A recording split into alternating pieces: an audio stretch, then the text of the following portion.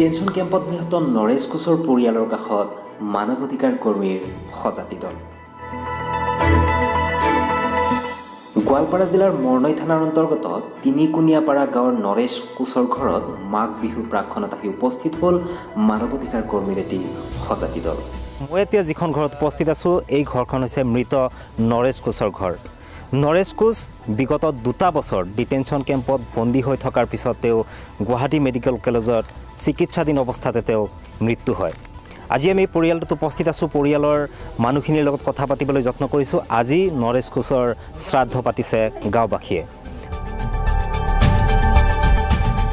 প্ৰায় 2 বছৰ পূৰ্বে সীমান্ত আৰক্ষীয়ে সন্দেহজনক নাগৰিকৰ গোচৰৰ দ্বাৰা ঘোষিত বিদেশী বুলি চিনাক্ত কৰি গোৱালপাৰা ডিটেনশ্যন কেম্পত বন্দী কৰি থৈছিল নৰেশ কোচক। কেম্পত অত্যাধিক মানসিক চাপ আৰু অতি নিম্নমানৰ খাদ্য খোৱাৰ বাবে সঘনাই বেমাৰত আক্ৰান্ত হৈ 14 দিনকৈ গুৱাহাটী চিকিৎসা মহাবিদ্যালয়ত 2 জানুৱাৰী তাৰিখে হাৰ মানিলে নৰেশ কোচে। বৃহস্পতিবাৰ ৰাতিত 6:45 মৰি সিনা তাৰপিছত আৰু খবৰ দিছে। খবৰ দিয়াৰ পিছত তাৰপিছত বাইদেউ আছে, তাক একেলগে লৈ আনাছে। এতিয়া কি কৰোঁ, এইটো চৰকাৰৰ পৰা দাবী কৰিছিল, পিছত এতিয়াতো দিবা লাগিব চৰকাৰে। এতিয়া ৰাইজে আমাৰ এই ভাইকেইটা আহি সিনা আমাক 1 মাহৰ খৰচা দি গ'ল, তাৰপিছত আৰু দিছে পইচা দি গ'ল। তাৰপিছত সিহঁতে আহি সিনা পইচা 1 মাহৰ খৰচা চবকেইটা দি সিনা এতিয়া মানে সিহঁতক আমি ধন্যবাদ বুলি দিছোঁ। মানৱ অধিকাৰ কৰ্মী শ্বাহজাহান আলী আহমেদৰ নেতৃত্বত যোৱা এটি সজাতি দলে পৰিয়ালটোক সমবেদনা জ্ঞাপন কৰাৰ লগতে পৰিয়ালটোৰ বাবে খাদ্য সামগ্ৰী তথা আৰ্থিক সহযোগিতা আগবঢ়ায়। মৃত্যুৰ সময়ত নৰেশ কোচে ঘৰখনত এৰি থৈ যায় পত্নী জিনু কোচ আৰু একমাত্ৰ পুত্ৰ বাবুলাল কোচক।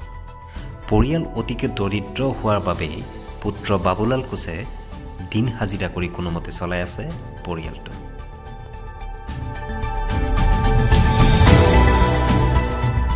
হাজিৰা কৰি খাওঁ, মানুহৰ ঘৰত হাজিৰা কৰি খাওঁ।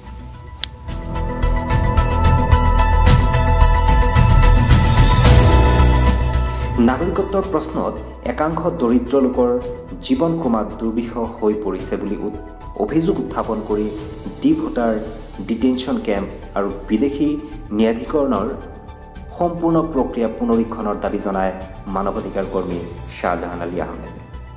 এই পৰিয়ালৰ যিগৰাকী নৰেশ্বৰ কোচ, তেখেতক যেতিয়া ডিটেনশ্যন চেণ্টাৰত আবদ্ধ কৰিলে পৰিয়ালৰ অৱস্থা যথেষ্ট নাজৰ অৱস্থা, গতিকে হাইকোৰ্টত যাব পৰা নাই।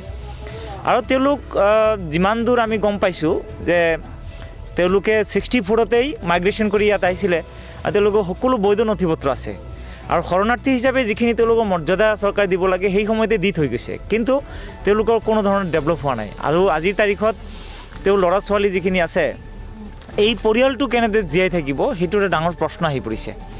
আৰু এনেদৰে যি অন্যায়ভাৱে তেখেতক বন্দী কৰি ৰাখিলে, সকলোৱে আজি সহানুভূতি দেখুওৱাৰ কাৰণেই ৰাইজে আজি তেওঁলোকৰ ওচৰত আহিছে। আৰু আমিও তেখেতসকলক জাষ্ট সমভাগী হোৱাৰ কাৰণে আমি আহিছোঁ যে সুখত আমি আপোনালোকৰ লগত আছোঁ। এই পৰিয়ালটোৱে অনাগত দিনত চৰকাৰৰ ফালৰ পৰা এই পৰিয়ালটোৰ লগত যেনেকুৱা ধৰণৰ অন্যায় কৰা হ'ল বা মানুহজনক ডিটেনশ্যন কেম্পত বন্দী কৰি ৰাখি মৃত্যুমুখলৈকে ঠেলি দিয়া হ'ল, তাৰ তেওঁলোকে এক উচিত পদক্ষেপ যাতে চৰকাৰে লয় তাৰে আহ্বান কৰিছে। গোৱালপাৰাৰ পৰা মই শাকিল আহমেদ, আংগো খবৰ।